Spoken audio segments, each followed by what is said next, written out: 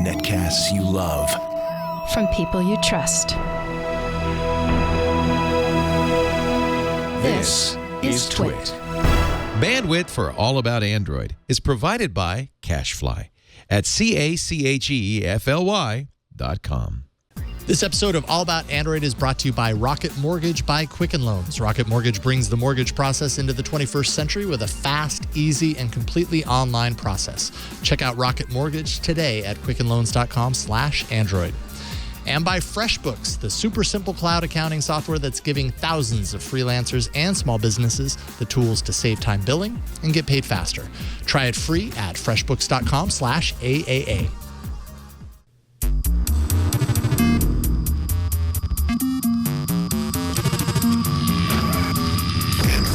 Welcome to All About Android. This is episode 286, recorded on Tuesday, October 4th, I think, 2016. Correct. Your weekly source for the latest news, hardware, and apps for the Android faithful. I'm Jason Howell.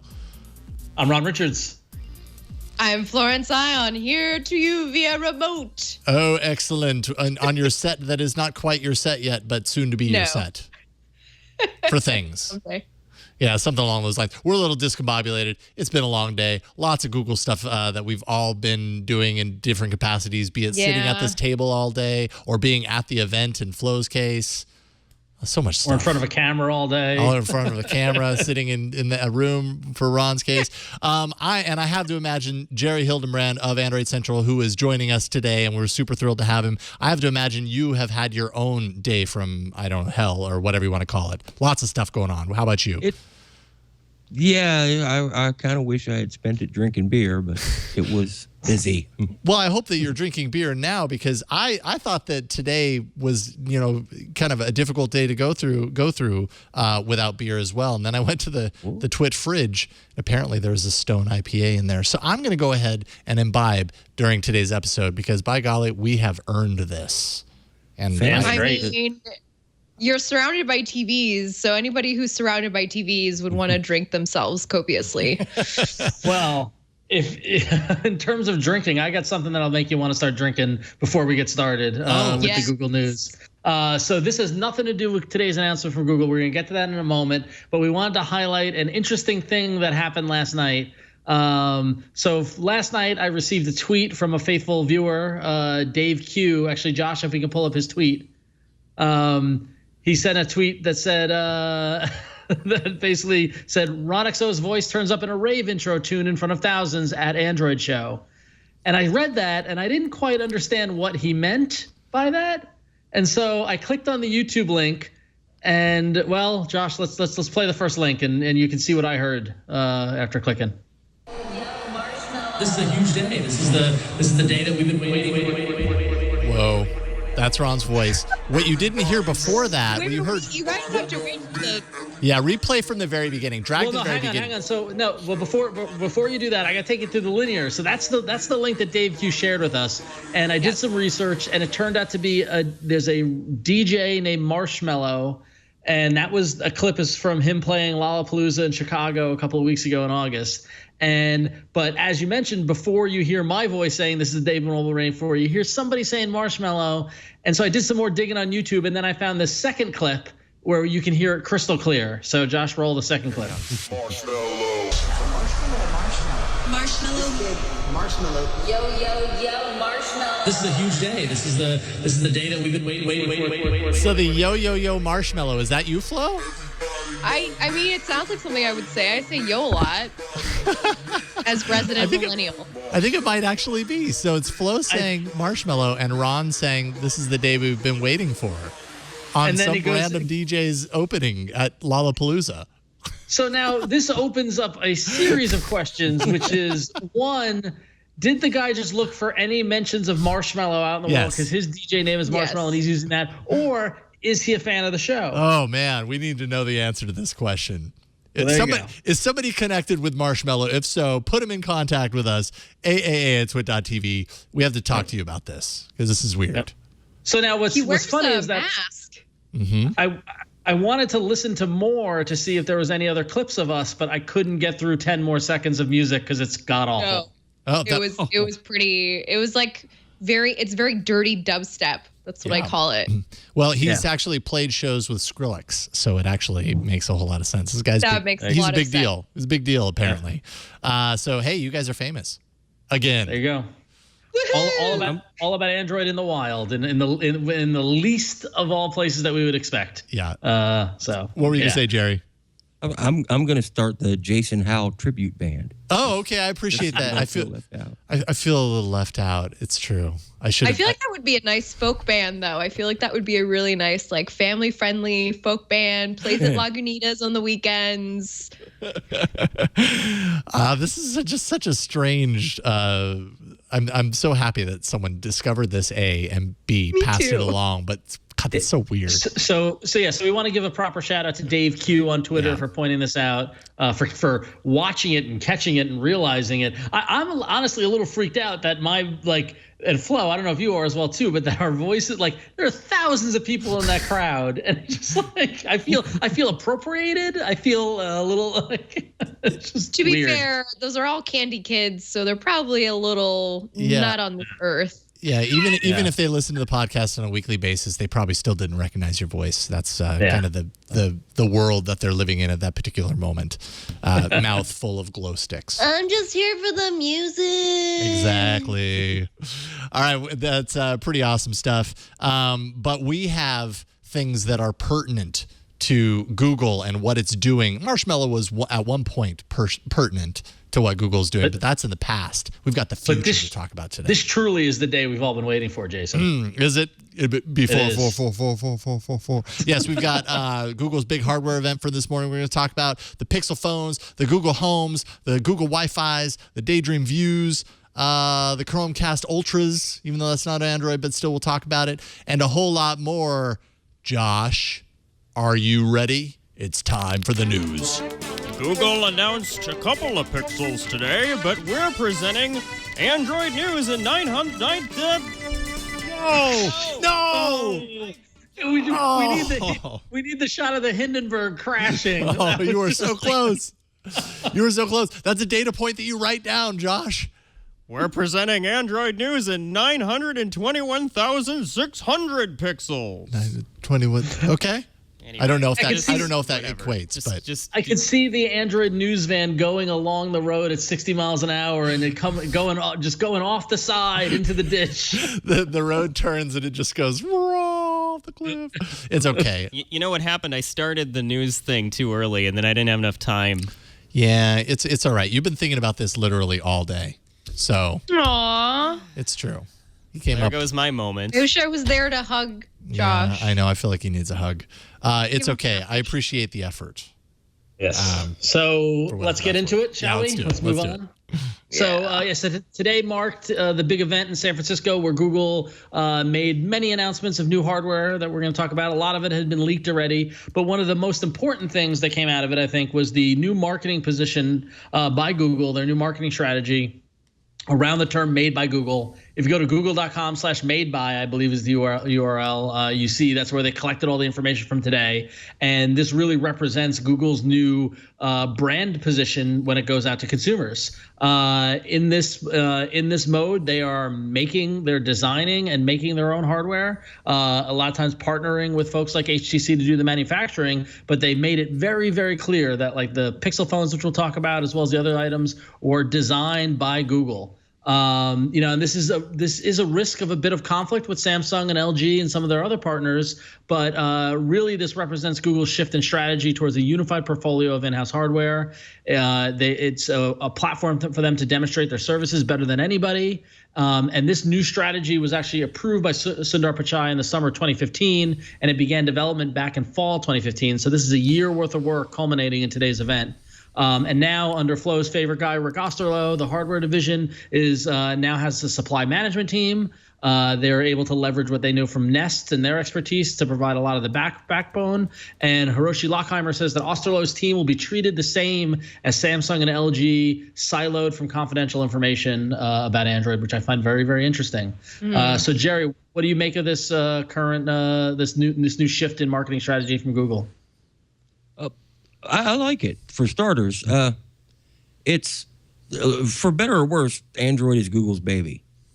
and it's time that they got a little bit serious about it. It's the Nexus program was great, and I'm one of those guys that tinkers with phones. I love them, but God, I'm going to get in so much flack for saying this. I've wanted an iPhone that runs Android forever, and today I have one. Wow. I didn't know that about you, Jerry. Well, simple. I like simple. I like quality. I like what I was shown. I mean, the price is a little hard to swallow, but you have that with any phone that it competes against. So I kind of expected it. Hoped for it at some point. Yeah, I know a lot of people have been kind of hoping that Google would, I don't know, become a little more serious about their effort with hardware. There was always kind of the running fear is, if Google gets a little too serious about this stuff, are they going to offend their partners and everything? And I don't know, to a certain degree, it feels like Android as a platform has kind of proven itself. It's matured enough that maybe Google feels like at this point it can, it can take it to that next level, risk upsetting, some of its partners a little bit. But what are partners really going to do? I suppose Samsung, as one example, has Tizen, and I suppose it could double down on Tizen as a result. But I mean, are they really going to do that? No. Well, if anything, we've learned time and time again that competition in a good market makes everyone better. So if anything, this should cause LG and Samsung and Motorola and the other folks, if they really want to play in the Android pool, that they've got to step up and make sure it's as good as what Google's putting out. I mean, this is clearly a new competitor on the field that now Samsung needs to worry about. And if they treat it right, it just makes them put out better work. Right. Other than, instead of being upset, think of how much better your Note 8 is going to be after what we saw today. It has to be. Right. Elevating the experience for everyone to a certain level. We'll of course kind of talk about the specifics. Well, we can do that right now. Flo, you were at the event. I don't know. Did you have a chance to see any of the phones specifically? I was not at the event, actually. Oh, I thought that you were supporting or something. I'm sorry. That was my bad. It's okay. So I was in San Francisco just helping out as backup for Andrew Martonic and Russell Hawley. And we will get to Andrew's hands-on in just a bit and kind of show you some of the pictures from that. But first, let's kind of go through what to expect from the Pixel and Pixel XL. So we kind of were talking about this earlier today, but the Pixel and the Pixel XL are kind of like the iPhone and the iPhone whatever plus. They're practically the same phone. The only difference is battery size and screen size. So with the Pixel, so both phones have, off-the-shelf components, Snapdragon 821 from Qualcomm, 4 gigs of RAM. The regular Pixel has a 5-inch 1080p display, while the Pixel XL has a 5.5-inch Quad HD display. Both are AMOLED displays, so you're going to get sort of the same color profile from both. Both are also made of aluminum. They both have an aluminum, a word that's hard to say after a while. Aluminium. They both have aluminum, yes, unibody with glass, which I do want to talk to you guys about that after we look at the photos. So we'll get to that in a second. Rear-facing fingerprint sensor, rear-facing 12.3 megapixel camera, which Google claims is the very best ever, even though it's only got an aperture of 2.0, but who knows? We'll see. Also has USB-C and, of course, the 3.5 millimeter headphone jack and speakers on the bottom. So both Russell and Andrew had said that they really liked how loud these two phones got. There's also no camera bump on the back like what you got with the Nexus 6P, which is going to be very nice. They're just very nice slabs of phone.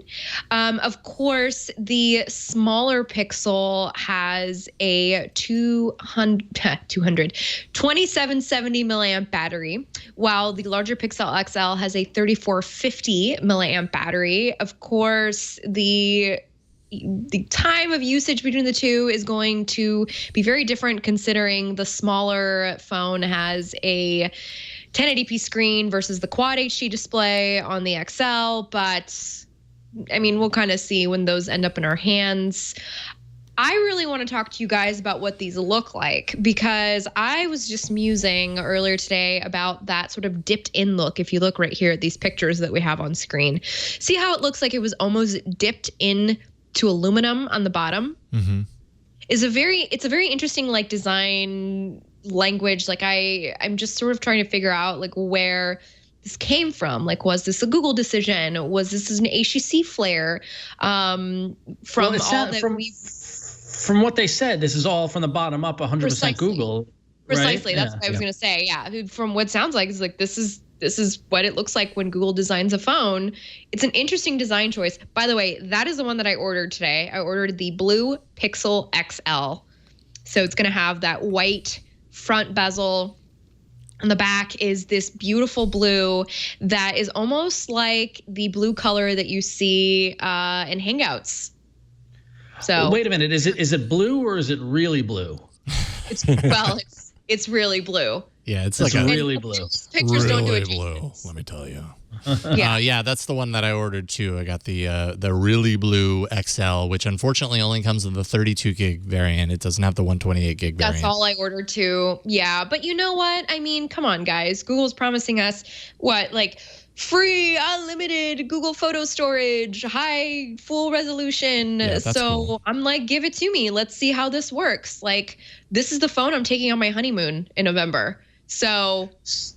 What's interesting? Someone tweeted at me about this, asking about the photo and media backup, because they're as you mentioned, they're offering unlimited photo and video backup through Google Photos. But according to BGR.com, they're also doing the app backup like Nextbit with Robin, which they didn't mention at all. Did anyone hear the confirmation of that? Or I've heard similar to Nextbit, but they're only doing it with photos. From what I understand, is that if your storage gets low, then they remove the older photos and videos to make space for new ones. You do remove older food to make space in the refrigerator, Jason. Yeah, that's what I meant. I'm very hungry right now. Yeah. But removing kind of that old media that you've shot with your camera when your device is running low on storage, and because it's already offloading that stuff into the Google Photos cloud, it's doing apparently it does that dynamically to make sure that you don't run out of space, and that's part of the reason why that unlimited thing exists. Yeah. Go ahead, Ron. Or whoever. No, Jerry, I think you had something. I was saying that really makes 128 gigabytes a tough sell for $100 more. I ordered both, but I ordered 32 gigs because I'm not going to take more, use more than that in app space, and my pictures are going to live in the cloud. So I'm going to have redundant backups of my pictures in Google Photos and Dropbox like I do now. And I guess we'll see if I have to offload them. I would really love, Jerry, I'm just totally baiting you right now, but you were having you had some really interesting things to say about the camera today. I'm in our AC chat, and so I'd love to hear your opinion on it, because it doesn't have OIS, which is kind of grating on people a little bit. Yeah, it's one of those features that like people are saying, well, if this is a premium device, why doesn't it have OIS? What do you think, Jerry? And this is I want to make it clear, I didn't talk to any Google representative that on the record chat, but I spent the day tracking down a bunch of questions about some things I had with software and stuff. This doesn't have optical image stabilization like we're used to, but they think what it has is better. It uses a newer model of gyroscope inside the body of the phone, and the image signal processor in the Snapdragon 821 reads its orientation 200 times a second to stabilize the lens electronically instead of having a mechanical lever. That does away with the camera bump, and it's about 20 to 30 times more samples than you can do with the old style OIS. So I'm looking forward to trying it. For sure. Now, one question I have about that is there's OIS for photo, and then there's image stabilization for video. Are they two different things? Or, like, I guess what I'm wondering is that gyroscope-based stabilization only related to video on this device, and then photo is, unaffected by that correction, or is it for both? I didn't ask that question specifically, but I got the impression that it's got a larger, a smaller aperture, but that's okay because of our stabilization. It'll be open longer, and you'll get even more light data on the big pixels. And then, Jerry, why don't you shut up until you try it? And I was like, okay. So, but these are good questions. Wow. I mean, this is I people thought so. I mean, people want to know this kind of stuff. Yeah, for sure. Yeah. And Google isn't going to tell us unless we ask. So for sure. And that's why, Jerry, I wanted you to speak to it because I thought it was an interesting thing to like bring up today, because I was wondering too, like, how can they say that this is the best camera that you've ever seen when the specs don't really seem to match up with that sort of claim? But again, this is just a good, this is just a good tale of how the specs don't always tell you the entire story. Yeah, amen to that. But I know LG did something very similar with the V20. And while it's not official yet, I know several people that have one, and the camera on it is amazing. So I'm really looking forward. I have to wait until the 23rd to get mine, but I'm going to be trying it. Yeah, I mean, they really talked this up with the, the DxO Mark rating, which, I mean, I saw some people like, who cares about DxO Mark rating? That doesn't mean anything, even though in this case, the camera is best of class, right? So what does that mean? So, tell me your reasoning behind that. Well, I said that today because DxO it's just kind of like,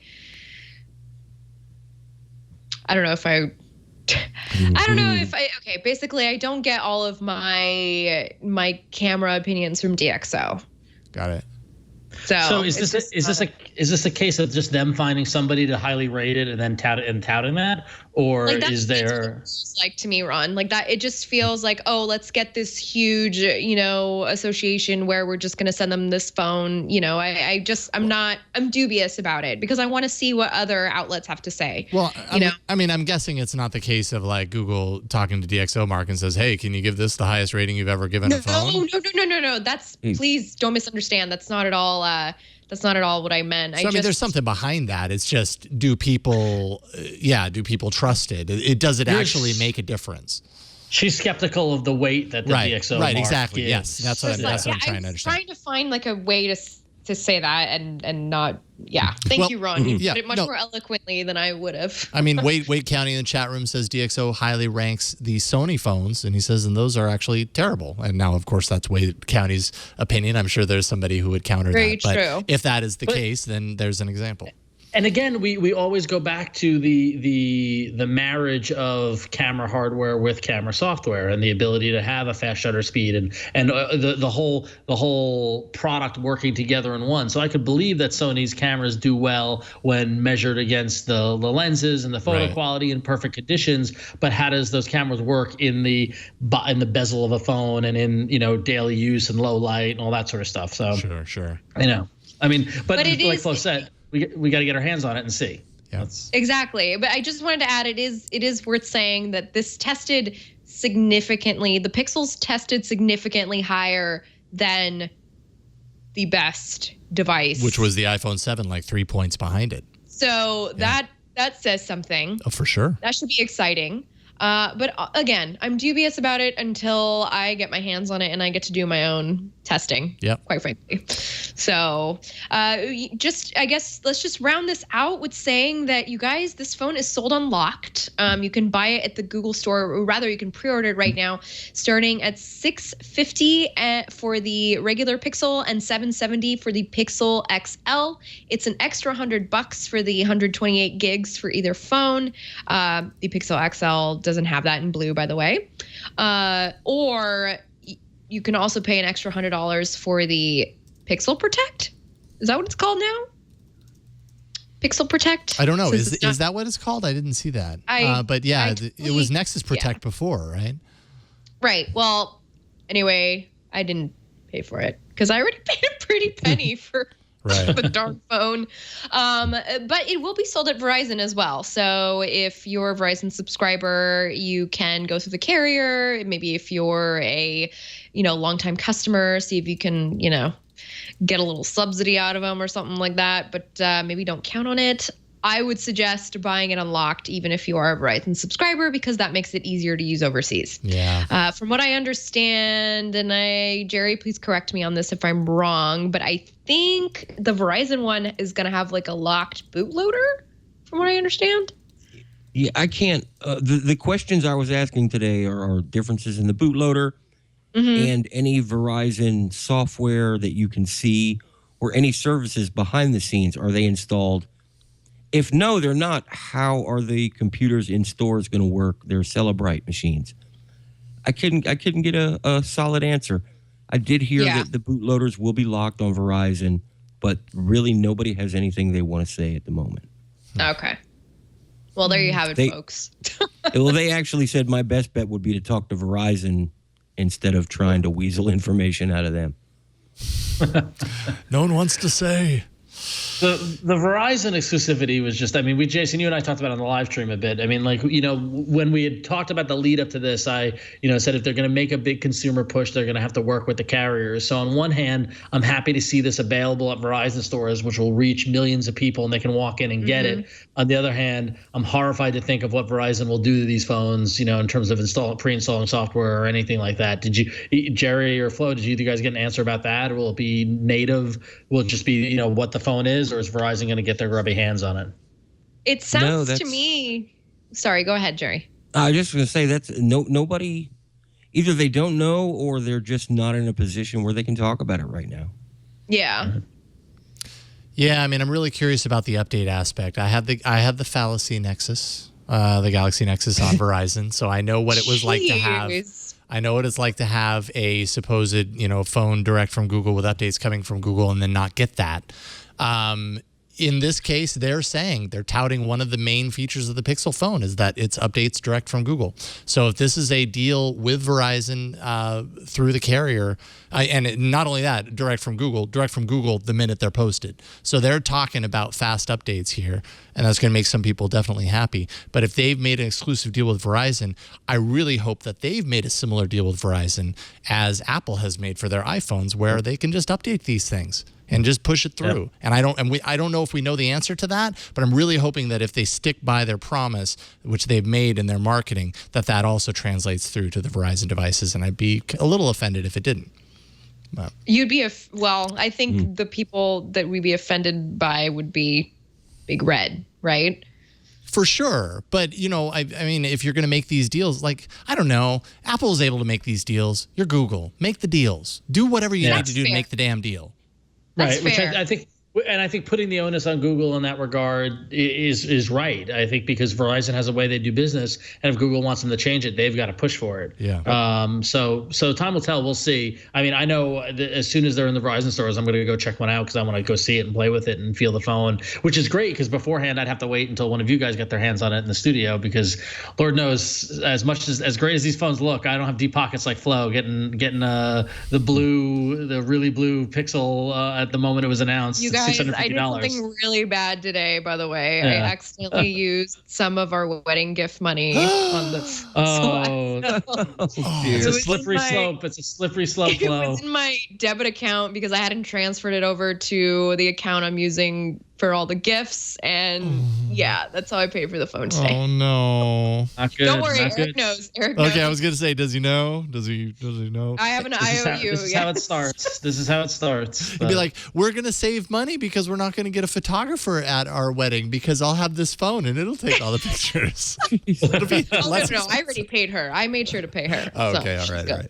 So one other thing that the chat room is asking about is that previously, I mentioned at the top about how the Pixel team is being siloed away from the Android team and being treated just like another partner. But you have to assume that they're going to get the updates as soon as these will be the first phones updated, right? I mean, do we get any clarification in around that?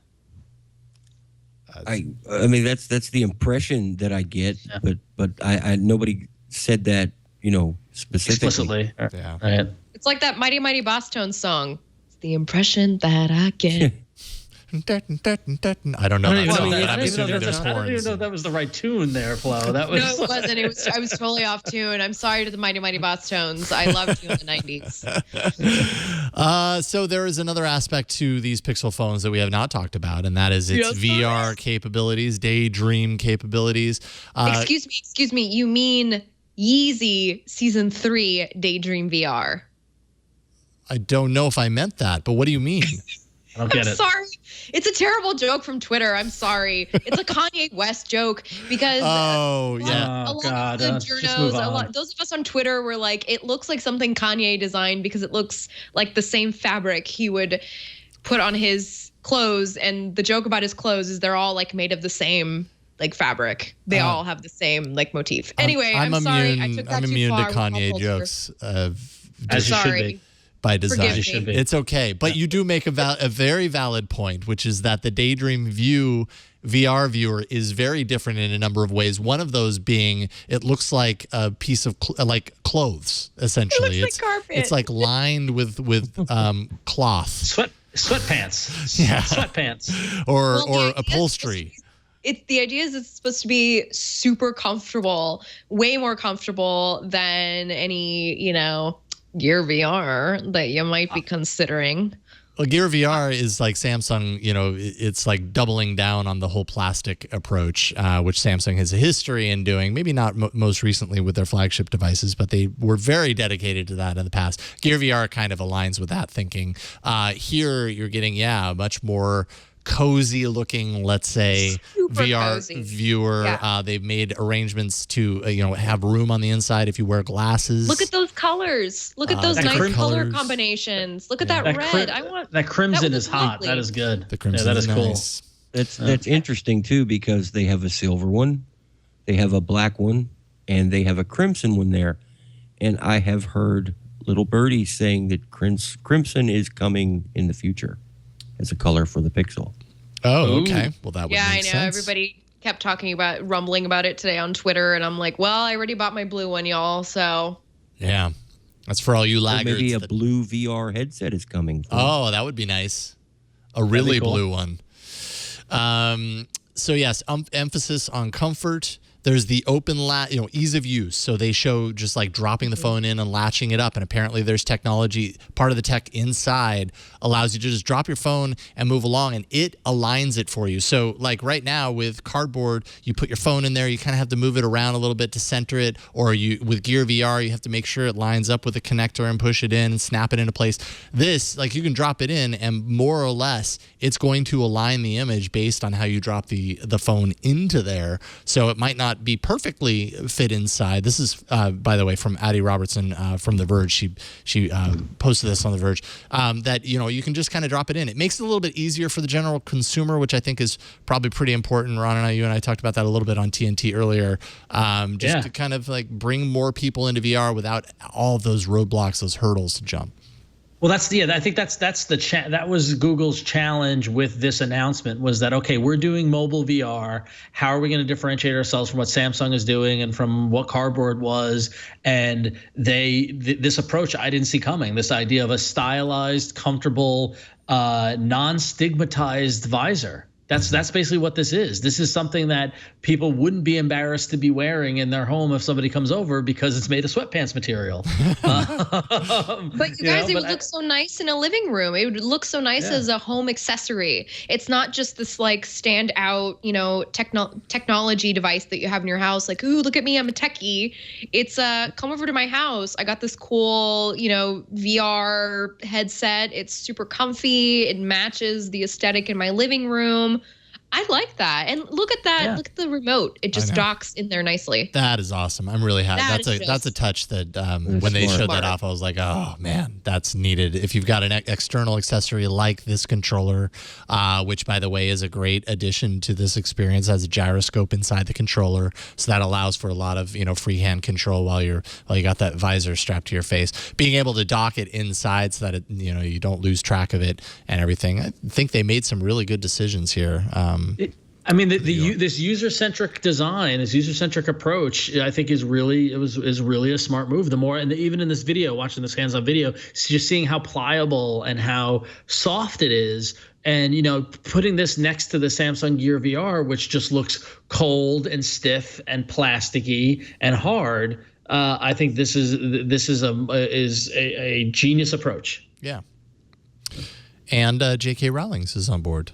So you can become a wizard. And CCP. And who? The makers of Eve. CCP, the makers of Eve. Oh, nice. Yeah, that game looked cool. It's a big deal. It's a big deal. Well, yeah, trust me. We said on the live stream earlier that like this whole mobile VR play will be dependent on having content that gets people to want to interact with it. And so whether that is some sort of movie viewing, some sort of game, some sort of experiential thing, education, that content's got to come. And so it's great to see that they've got a plan for that. And they've got things like the Harry Potter thing and the Eve game and all that stuff. Right. Ron, you make a really good point, like content that people want, because remember, like Samsung had Milk VR that you could install and you could just, go through a bunch of whatever content that Samsung offered. This is content from big name studios. I mean, I don't know. I'm very curious if it's going to be more of a draw than sort of the, interactive little fun, like 3D environments that have been the norm for VR. Yep. So in light of these announcements, Google giveth and then Google taketh away. And I felt really stupid because just yesterday somebody asked me what phone they should get. And I said, oh, you should get the Nexus 6P because probably after tomorrow's event, it's going to be much cheaper. Well, or it won't be available at all because moments after the announcement, Google pulled the Nexus 5X, the Nexus 6P from their online store, no longer available to purchase them.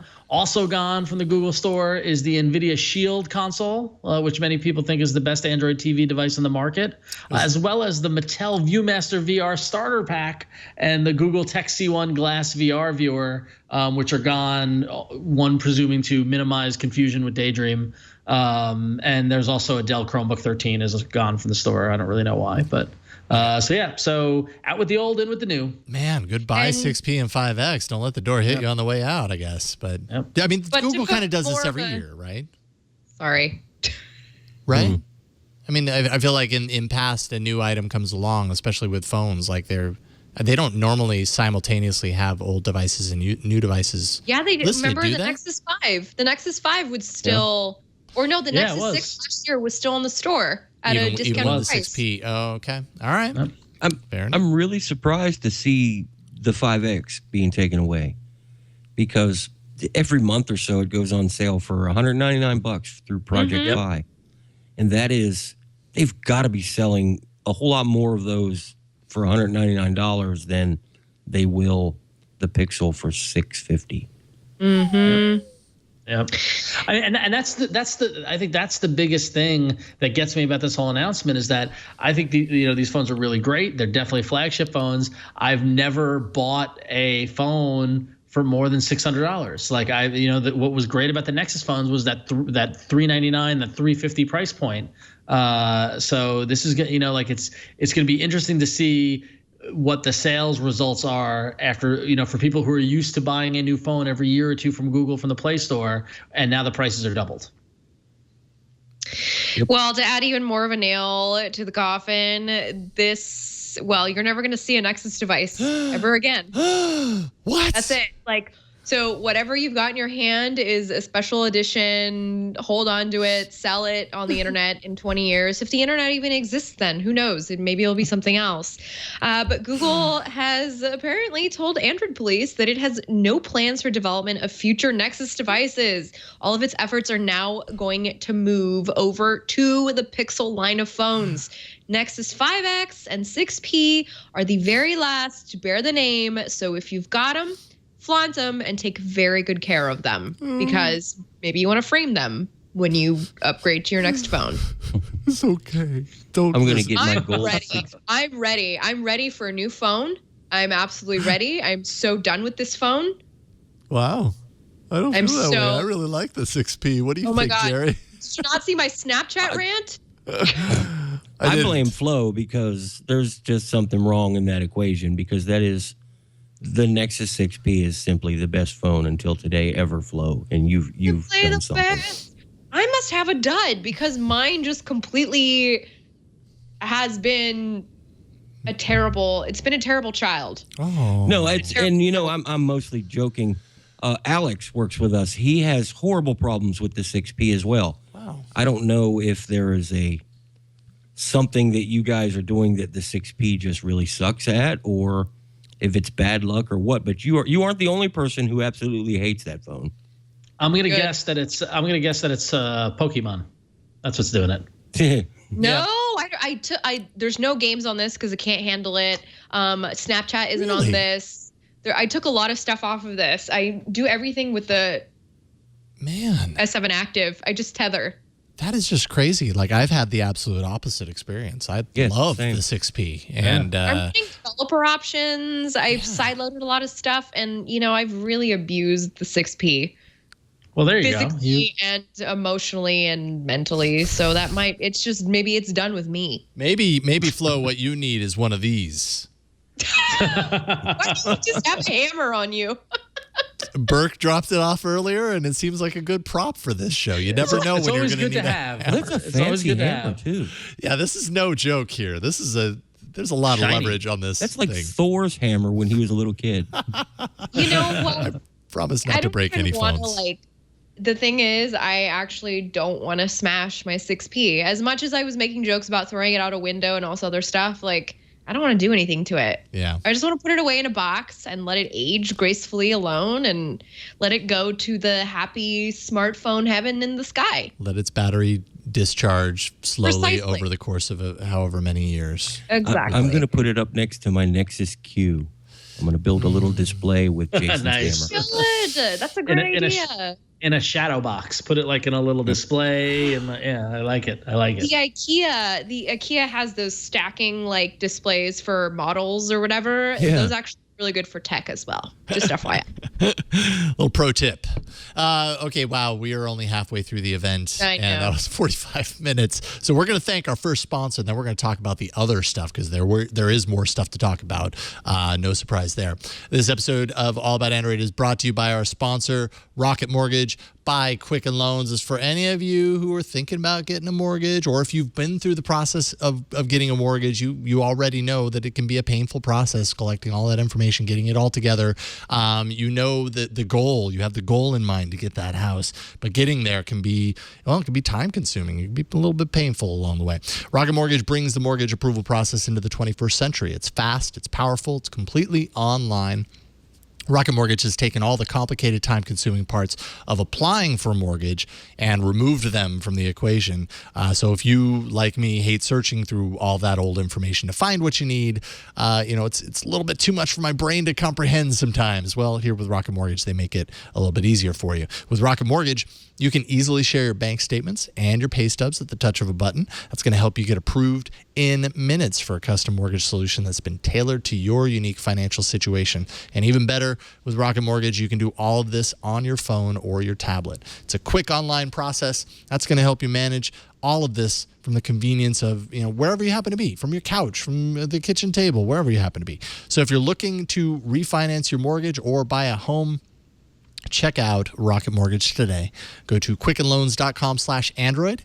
That's quickenloans.com/Android. Equal housing lender, licensed in all 50 states. NMLS, consumeraccess.org, number 3030. And we thank Rocket Mortgage by Quicken Loans for their support. All right, we don't need to roll a bumper again. I don't want to put Josh through that again. He needs a break. He needs to collect himself for the next time he's filling. Okay, well, this works. Okay. Yeah, sure. There you go. I mean, it's all hardware here, right? We're all talking hardware here. Sure, that it was a hardware event today, so yeah. Good call. Okay, so what is the next piece of hardware? We've got Google Wi-Fi. For some reason, I'm really excited about this, mainly because we've got a two-story house at home. The bottom story is where the internet is fed, and I've got our single access point, and it hardly ever reaches upstairs very, very well. So I'm looking forward to this. These are routers for expansion via a mesh networking. Kind of a subtle understated design, has a little circular or, kind of a line through the middle of this like expanded hockey puck form factor. That line has like a little light through it. So it's going to look okay wherever you happen to put it, understated and subtle. Network assist transitions to whatever the closest Wi-Fi point is. So if you have multiples of these spread throughout your house, they say that it's going to be kind of a seamless handoff of your internet connectivity between those points. And, that it's going to make suggestions for optimizing that connectivity, all that kind of stuff. There's an app that allows you to control all the connected devices to your Wi-Fi. So if you want to, manage who can get on Wi-Fi at what time, if you've got kids, for example, and at 8 o'clock, it's Wi-Fi off. Instead of turning off all the Wi-Fi, you can use the app to manage per device. So you can say their device cannot get on anymore. I think that's a pretty killer feature.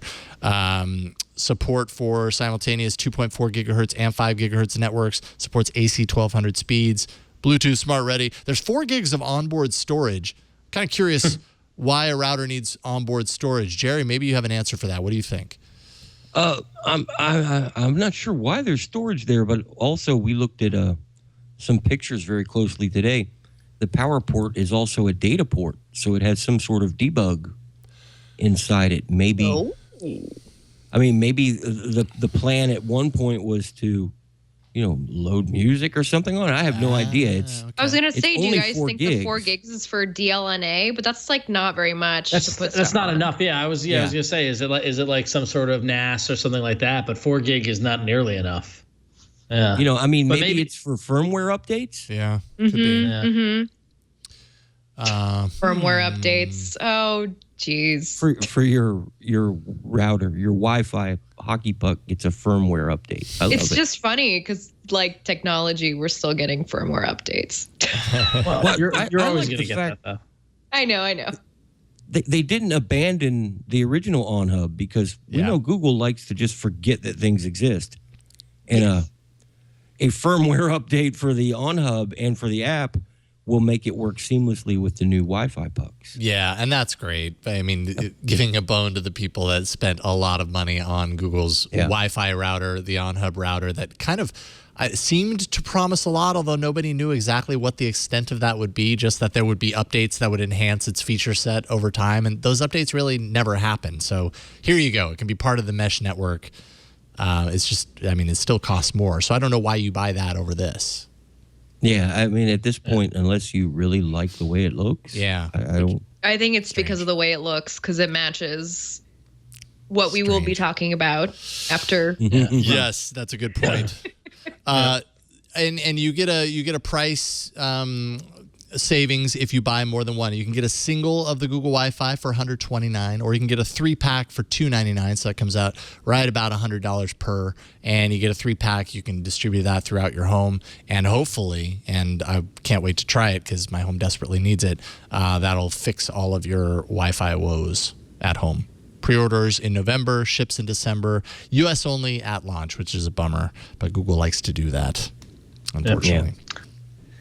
So what they also like to do is prop up their Chromecast product. I was surprised to see that they didn't rename it Google Cast or anything like that, but we saw a new Chromecast device enter into the market, the Chromecast Ultra. This is a premium Chromecast, and this is, as we speculated and saw the leaks, this is a Chromecast that supports 4K video as well as HDR support and Dolby Vision support. And it's going to feature wider HDR support, including optimizations on a per-scene basis with Dolby Vision. So this is the high-end Chromecast. It's also going to load faster. It's 1.8x times faster load times, which is I was already impressed at how fast the new Chromecast loaded as it was. So it's going to be even faster than that. And what I was excited about was that if you want as much bandwidth to get into that Chromecast as possible, they've integrated an Ethernet port into the power adapter, so you could plug Ethernet directly into it, get off the Wi-Fi network, have your video stream go right into your TV with no latency or anything like that, no dealing with the Wi-Fi. So that's a nice little addition. With that comes a price. Chromecast has always been heralded for being so cheap at $35, and now with this is you get double the resolution, you pay double the price. It's gonna be $69, and it's gonna be releasing in November. And currently, there's no pre-order, but there's a wait list. You can go to the Made by Google website and sign up to join the wait list for it. But yeah, with the emergence of 4K TV and HDR support in TV and things like that, this is a no-brainer. And additionally, they announced that the Google Play Store will be supporting movies and TVs in 4K come this November as well too. So you'll have tons of content to cast. Yeah. So yeah, your home theater just got an upgrade. All right, raise a show of hands. Who has a 4K TV set at home? I do not. I do not. Yeah. Okay. So I suppose if you have one, this would be a good upgrade. But yeah, I buy my TVs on Black Friday sales. I think we're going to be the minority very soon. What's that? 4K TVs just aren't thousands of dollars anymore. So my next will be. Yeah, I'm sure. I was just gonna say the next TV guaranteed you buy will be 4K. Will have 4K support. So the next Black Friday TV that you buy will have 4K support. Don't spend your wedding money on a 4K TV, Flo. Oh, no. I won't. Okay. I won't. All right. But you know what I did spend my wedding money on today? What?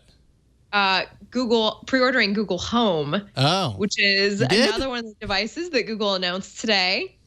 This was the home voice assistant that Google had showed off at Google I/O earlier this year. And some of you might think it looks a little bit like, a mister, an essential oil mister. And it does, because I have one at home that looks exactly like this, which is nice, because that means the appliances in my home will apparently look alike.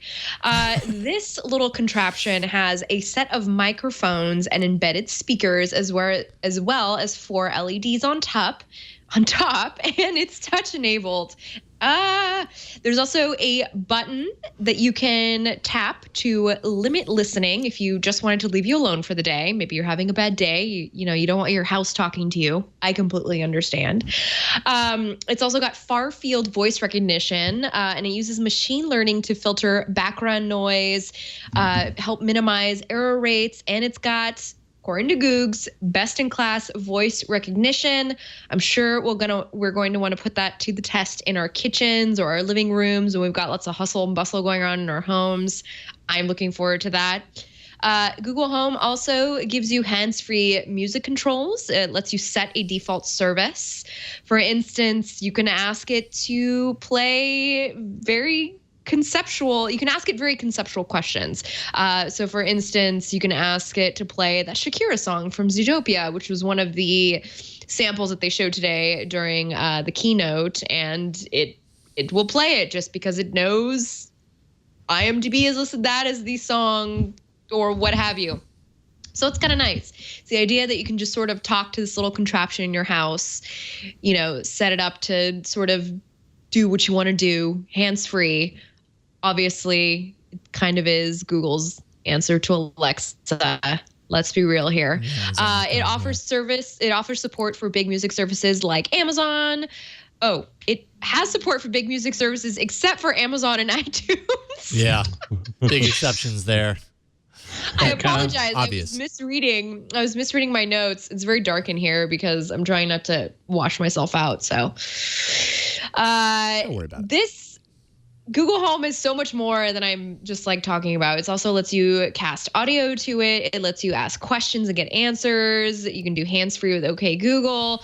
It integrates with your Nest, SmartThings, Philips Hue's, IFIT integration, which is IFTTT. I pronounce it IFIT. Also lets you voice control your TVs and your speakers via the Chromecast. And there's no word on account recognition, but you can customize the base colors if you like to sort of match the aesthetic. And right now, if you pre-order it, it's $129. It will start shipping November 4th.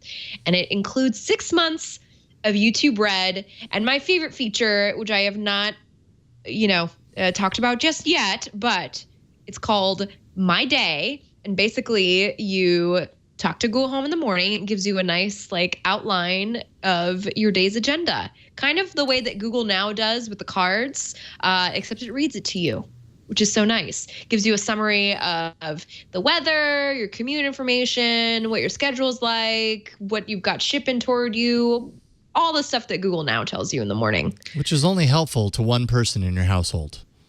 Me. That's the big. Matters. That's the big thing that that's spoken as true millennial. That's the thing. That's the one thing that I'm curious about seeing. So the Google Home, I'm immensely excited about. This was the one I was waiting for. This is the one that it seemed to be the big kind of the climax announcement as they were, they went through all the different devices. But there are a lot of questions. Mainly how does it work with multiple people in your house? How does it work with multiple voices? These are all things that we've got to see it in action to see how it's going to handle. But it's a great starting point. I pre-ordered mine because I want to be on the ground floor on this one. Absolutely. I'm with you there, Ron. And I am definitely going to look forward to seeing how it handles both me and my fiance, like having both of our Google accounts, very different Google accounts, very different. We need very different things from Google Home. So I cannot wait for this thing to ship. I'm actually more excited about this than I am about getting a new phone. Yeah. And the price, undercutting Echo by however many, at $129. Yeah. It becomes a no-brainer, which I think is great. I like the aggressiveness of pricing. Jerry, design. I'm sorry. Sorry, I didn't mean to interrupt. I was going to say, and I was going to add, I like the design. I like the fact that you can sort of like swap out the bases and again, like do that sort of color matching to your living room, so it doesn't look like just a tech product. Like Amazon Echo looks like a tech product. It's a black box with blue lights around it. Amazon Echo reminds me of the old Nexus Q, which looked like a device that was designed not by people who care about things that go in homes. And this is actually the Wi-Fi and the Google Home. These all devices are made. Even the VR headset to a certain degree are made with the idea that real people are using them. So yeah. So what did you think of Google Home, Jerry? Are you on board? Did you pre-order? No, that's the one product I didn't get. Not because I don't think it's going to work well, but I just don't want something in my house that listens to me all the time. And if I bought one, I'd end up having the mic muted all the time anyway. I'm just, and not because of paranoia reasons, although those exist. I'm not going to lie, but I forgot. I had my tablet out. I was on a hangout with some friends while I was working today, so I had my tablet sitting here. And I forgot to turn off hot word activation. And through the event, probably 30 times, it tried to search for things that it was telling me. That the live stream was saying, it would say, "Okay, Google," and my tablet would go off. I'm not into things, listening and doing things without me pushing buttons. Call me old. That's okay. No, I mean, I completely understand that. If you go into your Google kind of accounts behind the scenes, you can find all of your voice queries that you've ever done. And what's interesting when you do that is how many times something happened when you didn't intend for it, and you listen to it, and it's just blah, blah, blah, blah, blah, blah. And it's all this captured audio of your life that you probably never said, okay, in order to trigger prior. It's just... It woke up to something that you said and thought that you said it and then started capturing. And here you have a device that just kind of hangs out, and its explicit purpose is to do just that, to provide context, for your life that's useful. But how do you know how much of that data is actually being transferred? Does that matter to you? Those are considerations. Yeah, a discussion I had with a friend earlier. If you could set a custom hot word, I could easily set a word that it's just not going to think it heard unless I really was yelling it at it. And then I could do the things I would like to do, like tell it to start playing my music in my office or turn the lights on in the living room or whatever. But the trade-off of it's just going to randomly listen for things, it just wasn't for me. Yeah. Fair enough. I have ordered one. I'm looking forward to it. I don't know which room to put it in. That's the question. I've got one of these things. Where do I put it? What's the most useful room for it? I don't know. My guess is, and I thought it was really interesting about how multiple devices will play off one another. So Jason, if you've got one, you put it in the kitchen and you put one up in the bedroom and you put one in the living room, it will pick up whichever one you're closest to. Right. And that's the one you interact with. They work together I think that's really cool.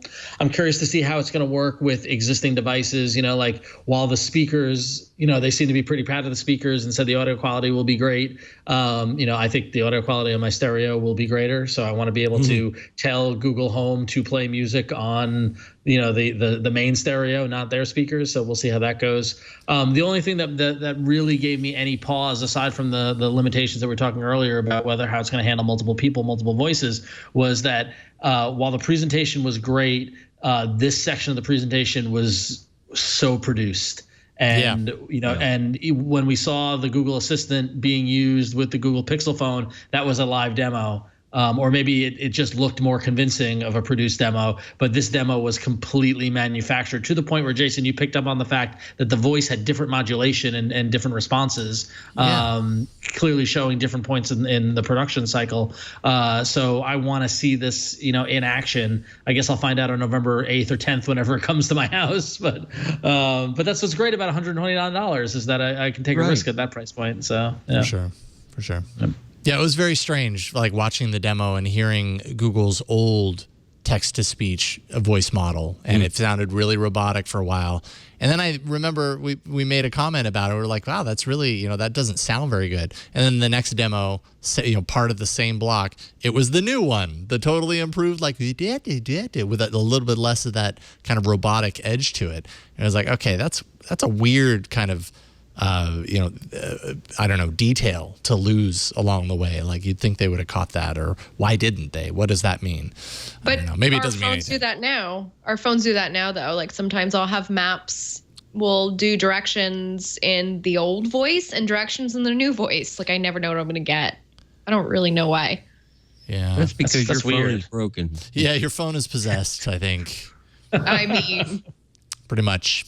That's what it boils down to. Finally, what do we have? Well, all of this kind of hinges around Google Assistant, which we've all had a taste of with Google Allo, albeit however limited it may have been, whether you use Allo on any sort of regularity or not. So maybe you haven't had much of a taste of Assistant, but it's built into there. A lot of this stuff, the Pixel phone which by the way is one of the exclusive features of the Pixel phone is Assistant. They came out with a changelog that details the things that the Pixel phones have exclusive to everything else. Assistant is part of that list, as well as the Pixel launcher. So these are features that when Sundar Pichai months ago said, we really want to differentiate our hardware and our devices so that they are different from others, layer on top of baseline Android. This is what he's talking about. He's talking about Assistant and all that kind of stuff. So we've got that kind of replacement for Google now only in the Pixel phones. I'm curious to know how Assistant proliferates, if it does, into competitors like Samsung devices or whatever. Right now you get Google Now in Samsung devices. You have the option to do that. Will you be able to do that with Assistant? I don't know if you will, based on kind of that key call out in there. I wouldn't be surprised if it's for a little while it's Pixel only, because and then they open it up. Yeah, because that's the differentiator. That's the reason to buy Pixels, to get this. But what struck me about today's presentation was the fact that Sundar was out there first to introduce it, and the basis of everything was Google Assistant. That was the through line throughout every presentation, was from the Pixel phone to the Google Home, was that these are all connected via Google Assistant. So this seems like a much bigger play than just a little app that will go on the phone and only on the phone. Right. Yeah. Third parties can create bots for Assistant through actions on Google. That's another thing that they announced. Direct actions for things like home automation, media requests, communication, things like turn on the living room lights, the Philips Hue lights come on, but also conversational actions, which require a little more explanation, kind of a conversation with a bot. I need an Uber. Where would you like to go? To work. Would you like an Uber X again? Things like that, back and forth in a conversational manner using Assistant. That is going to be out by early December with an SDK for bringing Assistant to third-party hardware. So talking third-party Google Homes, let's say, as one example, due next year. So we'll see a lot more. We'll see some kind of, an expansion of that ecosystem for other hardware makers. That's the event. What do we think? Oh, the big picture. Jerry, what are your final thoughts on the event as far as what we've seen here? Do you think Google lived up to its promise made by Google? Do you like the direction? I mean, it sounds like you do from a comment you made earlier. Yeah, I really do. But I can see that, there's a lot of dissent on the internet with my opinion, and I can understand that. This is a very different Google than we thought we knew last week, who liked to provide the best that they could provide at the lowest price they could afford to sell it. Now this is Google being a company that acts like they are trying to make money, and it's a very weird shift. But I like it. Yep. What about you, Ron? Well, I said a little bit about this on TNT earlier when we were on, but I was really impressed by the modesty of today's event. I felt as if there was a lot of hype going into this event. There was a lot of focus on it. There was a lot, they had outdoor advertising here in New York City. There were big billboards with the date of the event and all this sort of stuff. We had, with all the leaks, we had all these high expectations. Hiroshi with his tweet saying October 4th will be remembered, the same way when we rolled out Android. I don't know if it's quite that level, but I like the fact that the presentation was very understated, very modest, very, not flashy, more white than black. If you think about an Apple event with the dark theater and the stage and the screen, this was in a old converted, power station or factory or something like that. Not sure what it was, but yeah. Yeah, and they had built a very, not a huge screen behind the presenters. Like, I think that it was just very sincere and very forthcoming. And I like this direction that Google's taking with Made By. And all in all, I'm feeling good about the presentation. So a thumbs up on Google for me. Excellent. And Flo, what do you think? It's very obvious by today that Google's really trying to become a hardware company and just sort of shift the narrative that's out there. It's not just search, guys. We've got this whole ecosystem of hardware we want you to try out. And it's no longer, we're no longer just relying on Samsung and HTC and LG to push forward our platform. Like, we want to take it back, and we really want you to buy these things and have them all integrate to see how wonderful it can be. So obviously you guys know my stance on that. I mean, I'm a huge fan of this stuff, and so I'm totally buying into it, but it's going to be interesting to see how the other Android manufacturers, like, what they're going to think about this. I want to see how the sales numbers go. I want to see how the holiday season goes, but I'm super excited for, it just feels like a pep in the step of the Android world. I felt like things were getting a little stagnant for a little bit, so this is nice. It's a nice change. Yep. Yeah, I'm looking forward to it. I'm very curious to see what the actual difference is from a consumer standpoint. Like, I know what Google wants out of this. Google really wants to have its own Apple iPhone, Samsung Galaxy. It really wants to have this like totally integrated ecosystem of hardware that it creates, and it's seen as the top of the line for Android, and it moves big numbers, and people glom onto it in large numbers because it's like the official Android, let's say. That's, I think, what Google really wants out of this. I'm not so certain that that's going to happen, primarily because Android's a different beast entirely, and it has so much history behind it. Behind this thing called choice, let's say. And so I know what Google wants. I'm not sure if it's going to get it based on what we saw today. But I like what I saw, and I can't wait to get one. So yeah, there we go. Okay, we're going to hear about what you think. I put a call out on Twitter earlier today to see what you guys thought, and we got far too many to read on the show, but we're going to read a few of those right after this break. We're going to take a minute to thank the sponsor of this episode, Freshbooks. Freshbooks' all-new version of their cloud accounting software. It's been redesigned from the ground up, custom built to transform how freelancers and small business owners deal with their day-to-day paperwork. And getting started on Freshbooks, it's never been easier. It's extremely simple. Even if you're not a numbers person, actually, especially especially if you're not a numbers person. It's perfect for you. FreshBooks has created a super intuitive tool that makes it easy to create and send professional-looking invoices in less than 30 seconds. There's no formatting, no formulas, just really simple, clean, and professional-looking invoices. You can add your own logo, your own color scheme to the layout so that your invoice reflects your brand. Really important. And when you send out an invoice, FreshBooks can show you if the client has seen it. You have that receipt indicator, so you know that it's been seen on the other end. You can set up online payments with just a couple of clicks and get paid up to 4 days faster. They have a super handy deposit feature that allows you to invoice for a payment upfront when you're kicking off a project. Your clients are going to, enjoy being able to pay by credit card straight from their invoice. That's one less thing that they have to look into to figure out. FreshBooks has also revealed other features to help keep you organized and streamline the business side of being a freelancer or a small business owner. The redesigned dashboard has been curated to answer the most important question: how is my business doing? You're going to know at a glance what is owed, what's overdue, whether you're in the red. And there's a notification center that works as your personal assistant as well. That tells you what's changed in your business since the last time you logged in, what should be dealt with, like things like overdue invoices, that sort of stuff. You can also take pictures of receipts on your phone using FreshBooks app, and you're basically just in general you're going to spend less time chasing clients. You can automate things like late payment or email reminders and stuff like that. FreshBooks will also handle your time tracking, so when it comes time to create an invoice, you're going to know what you did and when you did it. FreshBooks is offering a 30-day unrestricted free trial to our audience. To claim it, just go to freshbooks.com/AAA and enter All About Android in the How Did You Hear About Us section. Start your 30-day free trial today, and we thank FreshBooks for supporting this episode of All About Android and the Twit Network.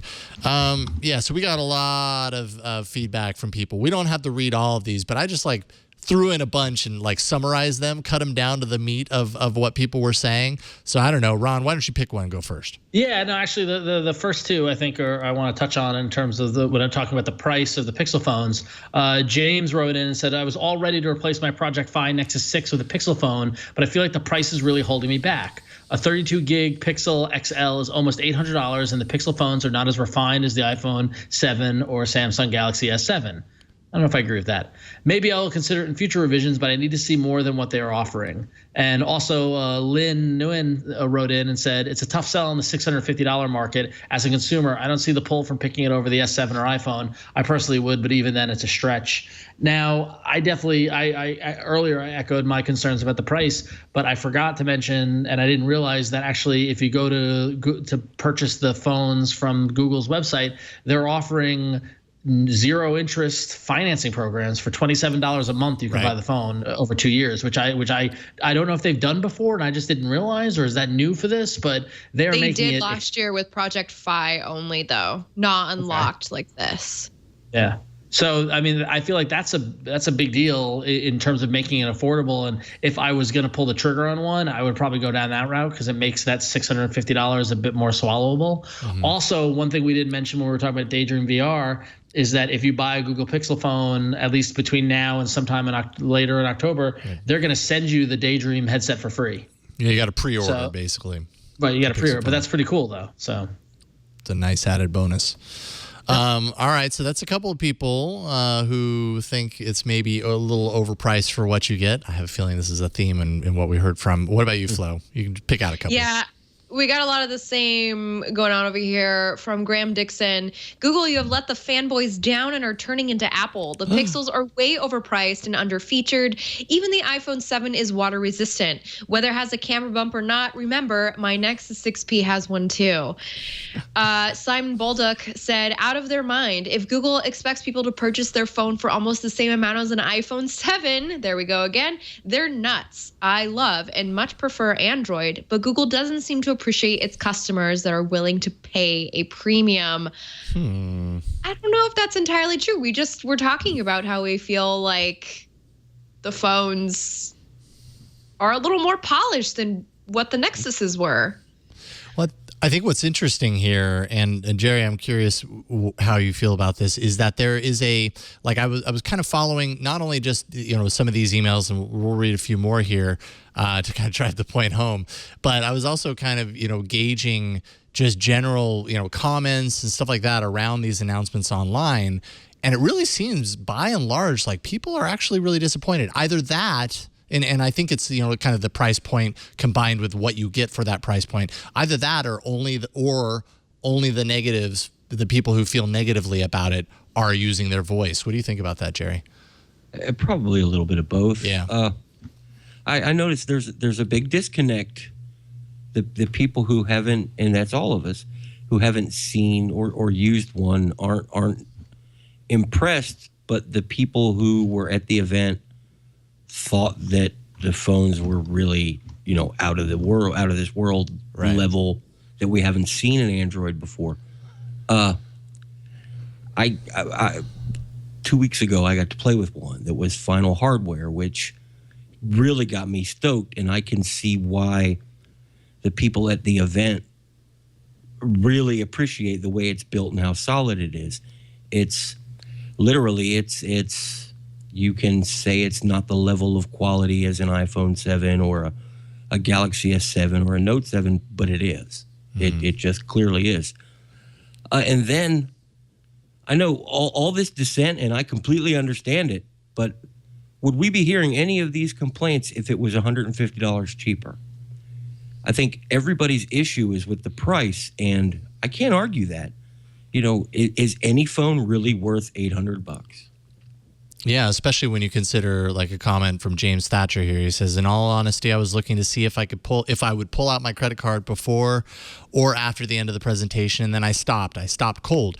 Why am I paying $650 for a phone when I can get a phone with similar specs and have about $250 to go and buy myself a nice gift? When I realized that some don't call it a flagship phone, if you look at the specs of the OnePlus 3, it's almost a head-to-head competitor. There are differences, by the way. That's me talking. Does it have the true Google experience? Maybe not, but are we, as Android users, fans, fanatics, falling into the same reality distortion field that iOS had with this true Google experience? I mean, there are the fact of the matter is when it comes down to Android, and I have the OnePlus 3 right here. When it comes to Android, you've got a lot of choice and a lot of different price points. And in the past, up until very recently, those price points had distinct differences. And now we've gotten to a point to where the premium devices, air quotes, flagship devices, and a lot of these mid-range $400 devices, in some cases half of what you would pay for these Pixel phones, are close enough that it's really hard to justify doubling the price in order to upgrade to something like a Pixel phone. That's hard for people to swallow. Agreed completely. It's you have a OnePlus 3 there that is 90% of what the Pixel is, and it's less than half the price. Mm-hmm. You can't argue that fact away. Mm-hmm. That's a hard argument to make. Right. Is that other 10% that basically really is just worth it? It's a little polish or maybe a little bit better support from a different company. Is that worth the $400 markup? I'm not sure. Yeah, and I mean, you're also talking about it in this case. So you take the OnePlus 3 as just an example. Hardware-wise, there might be a lot of specs here that match up.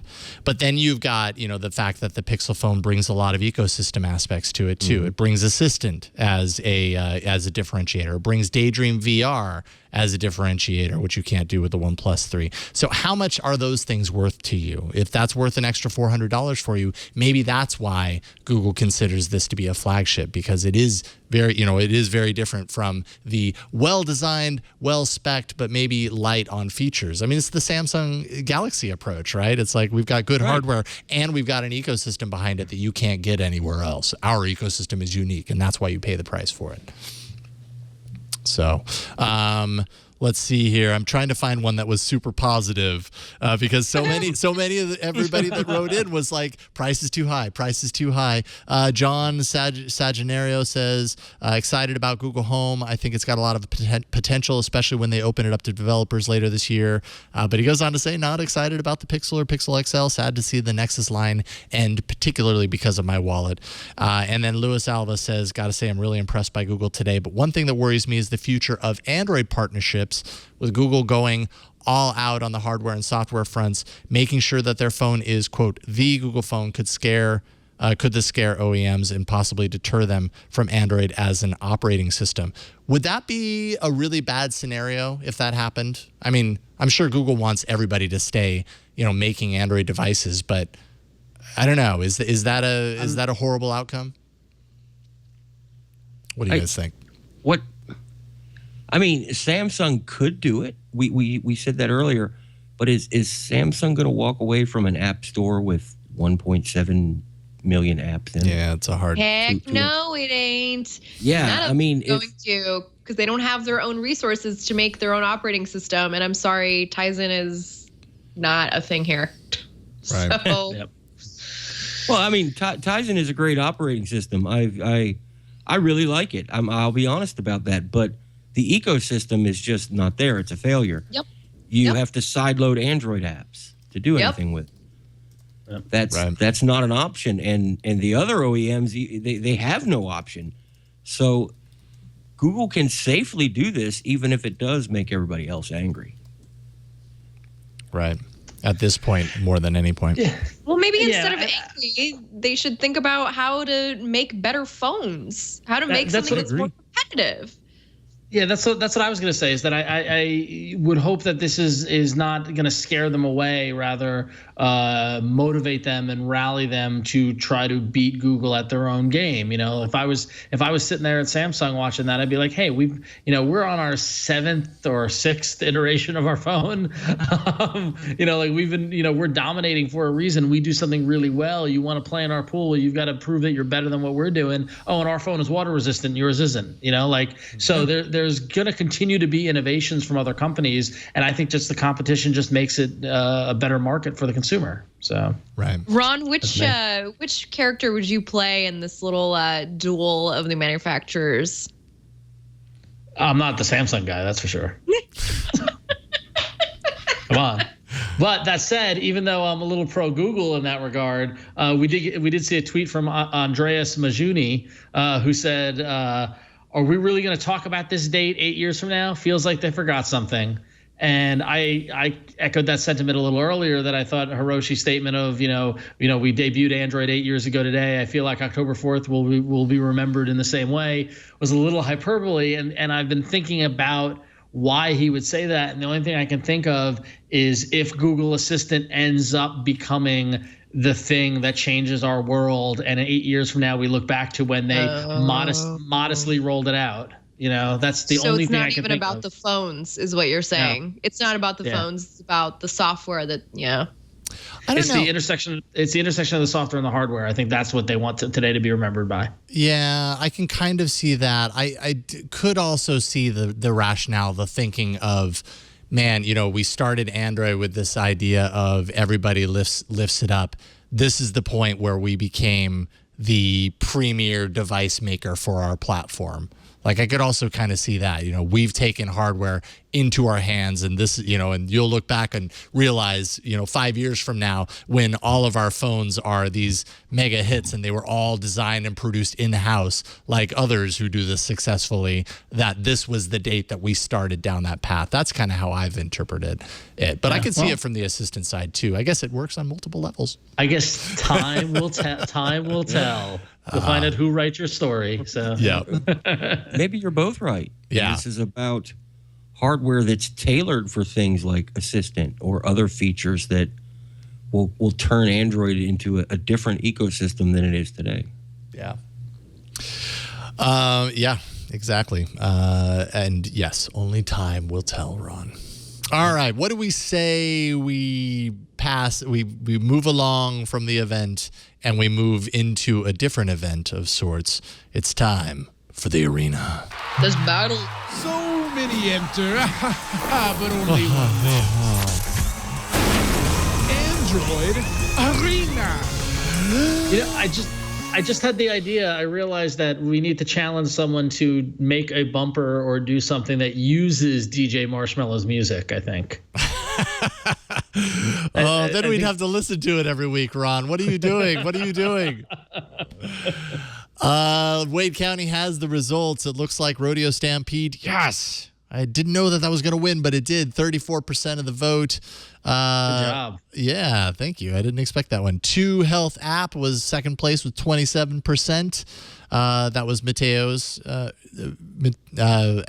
that he brought in. Dango was 24%, and StorySave at 15%. I should have explained Dango better. I think I could have won if I would have explained it better. Darn me. No, Dango. Me. Dang it. No, that doesn't work. That works. I like where you're going there. Okay, I need a little more work with that one. Ron, I think that means that you are in last place, right? I am. So yes. You go first. So I came in last week, so I'm going to go first. This app is something that I literally found hours before submitting my app this morning. And quickly, this happens to me a lot. I'm like, well, let me look to see if there's anything interesting I don't know about. And then I find one that just totally changes my world. This one is called Dactyl. And I don't know if I have long story short, if you have a phone with a fingerprint scanner like the Nexus 6P or any other phone that has a fingerprint scanner, it allows you to use the fingerprint scanner as the shutter button on a photo app. Oh, Think about that. Okay. Right? I'm installing it frantically. I apologize. Dactylogram, an impression taken from a finger, or colon, fingerprint. Yep. So you can use your fingerprint scanner as your shutter button to take a photo, which when you think about it, at least for me on my Nextbit Robin, the button, that's my fingerprint scanner. Now I can go like this and take pictures just by using the fingerprint scanner. Pretty darn cool. So all you got to do is once you install it, you enable it in the accessibility section of your settings. Okay, I'm doing that right now. Okay, let's take a look at it. So he's enabling it, right? So now it's also important to note, and they mentioned it on hang on, Jason, before you move on from here. Okay. Scroll back up. On the page in the Google Play Store, the developer does specify that this works on most camera apps. Doesn't work on all of them because the camera app developer needs to enable accessibility. And if they haven't done that, then it won't work. So very smartly, the developer has listed a list of apps that it works on, and it sorts them by the ones that you already have on your device, so that you're able to say, okay, yeah, I've got Google Camera, I've got Facebook Messenger, I've got Snapchat, etc. And what you can do is you can check or uncheck whether you want to use it or not on within those apps. But so now, Jason, if you go to, and also the developer is proactively asking people, if you find a camera app that doesn't support this, let me know, and also let the developer know, and I'll work with them to get it to work together. So that's kind of neat. So Jason, if you go to Google Camera, just launch your standard Google Camera app. What it does is it gives a little overlay there that says Dactyl service is running. And so now just hover over and you just took a picture. I just took a picture. Look at that. That's pretty cool. So the little overlay that said Dactyl service is running, you can turn that off in the app settings if you don't want to see that every time. Actually, Jason, if you go back to the app,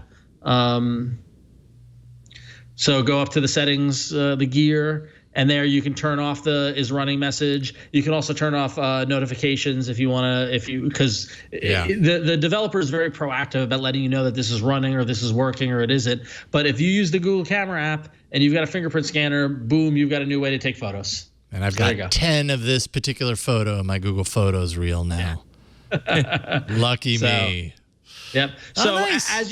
As you can imagine, it requires that you have a device with a fingerprint scanner. But aside from that, you're off to the races and ready to go. And so one thing is that it is very dependent on running Nougat and Marshmallow. So make sure you're running the latest Android operating system. I assume everybody is. But there you go. Dactyl. Pretty cool. You never know. And actually, it's in the Google Play Store. It's called Dactyl Fingerprint Camera, because there's also a game called Dactyl that I think is about pterodactyls. So you want to make sure you're looking for Dactyl Fingerprint Camera. Oh, okay. That's important. Yep. All right. Excellent. That is Dactyl and $1.99 on. Worth every penny when you think about it. Oh, excellent. It's amazing. Yeah. All right, cool stuff. Flo, you are up next, and I have it installed. I'll show it off for you. Lovely. Well, I have a cute little app called Lenka, which sounds like a little Russian lady photographer, right? I mean, I think it does. That's kind of what attracted me to it. So this app is cool because it is developed by world-renowned photographer Kevin Abosch. I hope I said his last name correctly. He just made this little app. It's a very simple black and white camera app. It shows you real time. What you see is what you get, black and white photography. You can toggle between auto and manual tap to focus. You can pinch the screen to switch from a rectangular full frame format to a square format to make it easier to translate over to Instagram. I'm trying to go slower so Jason can jump with me. Yep. You can adjust the contrast manually with the control slider. You can adjust the temperature of the black and whiteness. There's options to take a photo with the volume buttons. You can edit photos by cropping and rotating them. And then, of course, when you're finished, you can export them to share to Facebook, Twitter, and Instagram. And also, there is a little light bulb icon feature that lets you illuminate your subjects. So you can kind of control where the light is coming from without it making look like flash. Wait a minute. How do I do that? This light bulb thing? That's the flash, but that's the flash on the back, right? Yeah, but it doesn't look like flash. Oh. What's the idea? The idea is it looks like back in the old days when you had black and white cameras and the lighting had to come from the side because you had to have some separate lighting. It's supposed to kind of look like that. Oh, okay. So the only, maybe I'm not selling this well by telling you this, but I can't seem to find the ability to take a front-facing photo. So this is definitely just for introspective, rear-facing camera photography, but it's a fun black and white app. I like to take my own dramatic emo photos with this on the weekends. Sometimes I like to do my makeup all dramatic and then do little photo shoots because I am vain. But I like this app. I just really like the black and white photos that it produces, and they look they look better than what you would get with a Vasco Cam app or what you might get with an Instagram filter. They just look more black and whitey. I like the UI. I really like the UI of the app. I like the contrast that's available in the black and white photos and sort of the different scaling. So it's just a very simple black and white photo app. Nice. Targeted at just black and white photos. Lenka is the name of that app. Jerry, I have your app installed on the Nexus 6P. I'll show it off while you talk about it. Okay. My app is Tiles, and it's for Android 7 only, for starters. You need to say that up front. But it lets you add things to the quick settings. I was playing around with the quick settings API when I was looking through the source code, and I said, well, somebody has to be taking advantage of this. And after some searching, I ran across this, and it was an instant buy for me because of the notes feature. You can add a reminder note that actually sits in your notification shade if you'd like. And I thought this was a great example of what, the quick settings API was for. And I really didn't think that I'd use it as much as I do, but it is actually, I have 3 or 4 tiles in my quick settings now just from this app. And I kind of like it. So I think you guys would like it too. Yeah, so I'm trying to figure out, okay, so this says tile visibility, hide the tile in the quick settings. That means that's what it's currently doing. So right, now it's show the tile. Quick settings. So now it's show the tile. Oh, that's what I was missing. Okay, and now it's offered as an option down here. Yeah. There we go. That's what I was missing. What position you'd like it, and I kind of think it's... That's cool. There's a map shortcut. You can even put your weather there. There it is. I think it's a great example of why Google makes these APIs. And makes Android as open as it is, because this is great. You don't have to wait for Samsung or Motorola to make something like this. This developer can make it for you. There it is. Hello. Okay, so that's what I was missing. So you activate it, and that gives you the option to add it from the edit tray. It actually adds it to the quick settings itself. Nice. So we'll go ahead and activate that. Now that's visible. If I go into edit, now it's down there. Weather, I can drag it up. Go ahead and put it there, and it's now usable. Weather.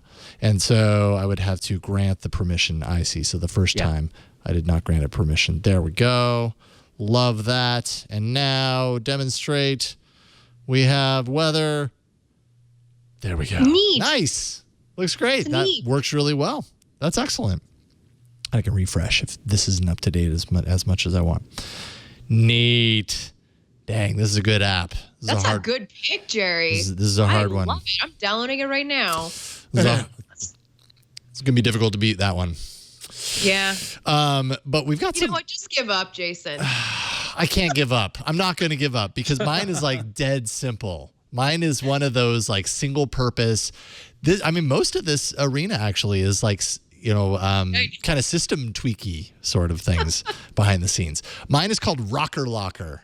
And some of you... Rocker Locker. That's a funny name. Yeah, but it works. So let's go ahead and take a look at my Samsung Galaxy S7 or the Note 7 here.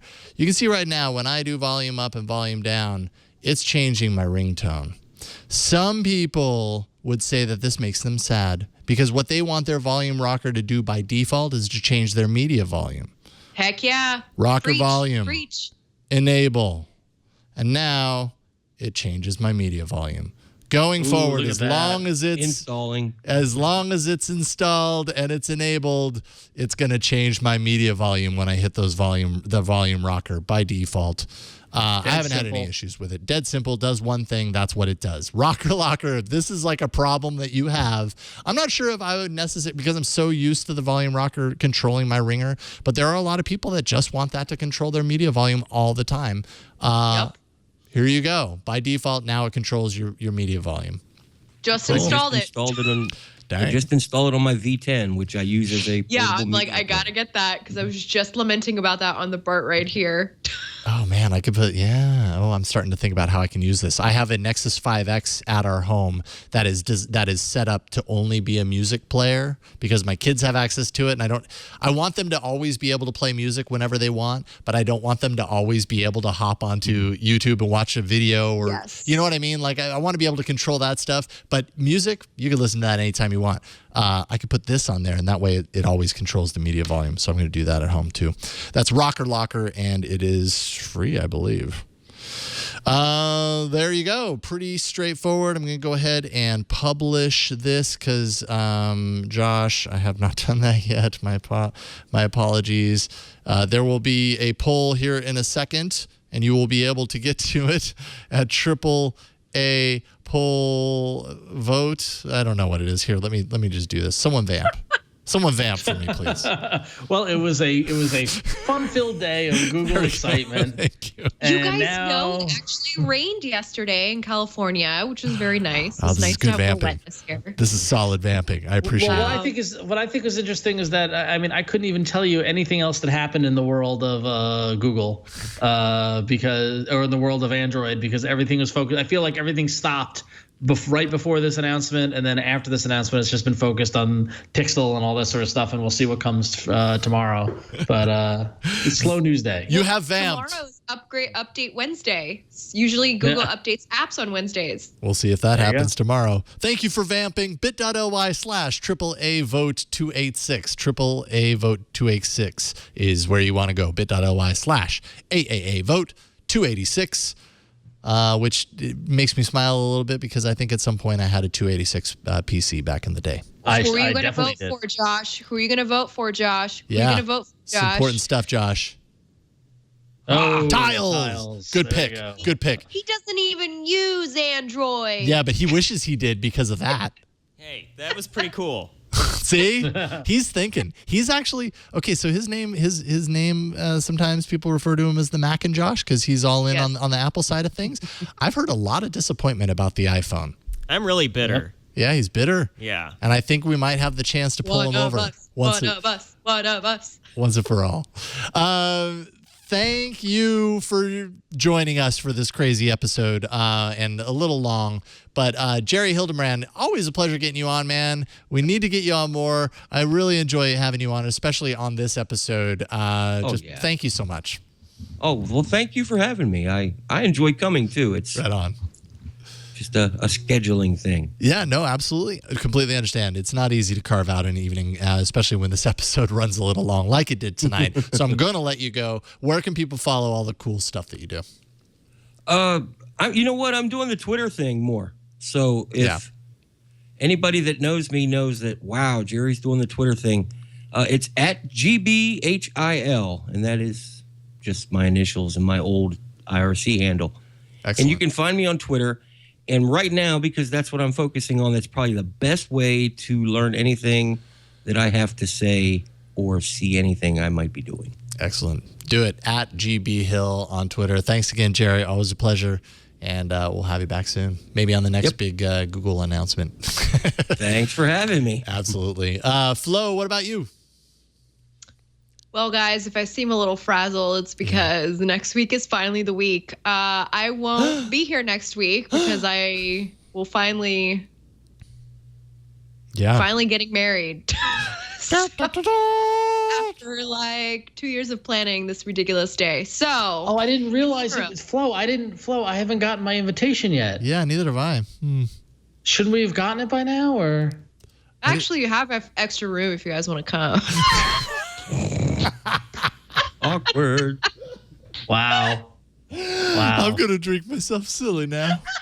To be fair, I started planning the wedding before I was even on the show. But, yeah, that's true. That's true. You did. And here I thought we bonded. I thought we had something. We did bond, actually. I thought we were a family. I thought we had something. You even share the same birthday. I mean, seriously. I know. It is pretty serious. Anyway, so I won't be here next week because I'll be dealing with that ridiculousness. Cool. But until the end of the week, you can follow me on Snapchat and Twitter at OhThatFlow and at AndroidCentral.com where I am penning things. And then I'll be gone next week in Wedding Land. So, and then I'll come. Congratulations to you, Flo. I hope you have a wonderful wedding. Take lots of pictures because apparently Ron and I will not be there. Ron. No, I feel bad. Just kidding. I know. I'm making you feel bad on purpose. No, I really do. You feel bad. I bought a ticket to California. What am I going to do next weekend now? You should come on the show. Oh, yeah. I should do that. Jeez. Ron, what about you? No, I will not be attending Flo's wedding out of protest. But you can go to about.me/RonXO where you can find links to me on Twitter and Instagram and all that fun stuff where you can see what I'm doing instead of going to Flo's wedding. There you go. But in the immediate future, I'm going to be enjoying not doing 3 shows in one day. So. Yeah, enjoying sleep.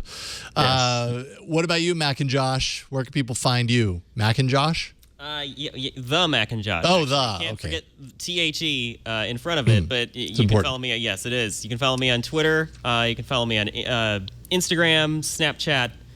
It's all the same username, and you can follow my bitter descent from being a happy Apple person to a Happle person. I actually kind of like that. I'm happy. Bitter Apple. No, I don't know. I mean, we'll see. It's just Yeah, I've been hearing a lot of really just kind of disappointment in your voice when it comes to Apple. Normally, I'm used to hearing lots of joy, so I'm a little concerned. Are you though? Are you really? Well, no, actually, that's not true at all. Anyway, that's not true. This is nothing new. I'm just talking. Well, let us know how it goes. You can find me at about.me/Jason Howell. Follow my music at yellowgoldmusic.com. Real quick before we go, Twit is now on the Amazon Echo Flash briefing. So if you have an Amazon Echo, you can get everyday updates on all the tech news and stuff that's happening here. Leo, myself, and Megan Maroney are all updating these on a daily basis. So to hear Twit's flash briefing, be sure to go to your settings in the Alexa app, search for Twit, and subscribe, and that'll start you off the right way every single morning. But that is it for this week. Thanks for joining us on an important episode of All About Android. Voicemail, 347-SHOW-AAA. Email and video mail, AAA@twit.tv. You can find us on Twitter. We are at Android Show. We have a subreddit at twitaaa.reddit.com. You can find show notes and past episodes at twit.tv/AAA. You can also find all our episodes on YouTube, iTunes, Pocket Cast, all over the map, wherever podcasts are found. And you can catch us live every Tuesday starting around 5:30 p.m. Pacific at twit.tv/live. That is it for this week. We'll see you next week on another episode of All About Android. Bye, everyone. And congratulations to Flo. Yay! Aw, thanks.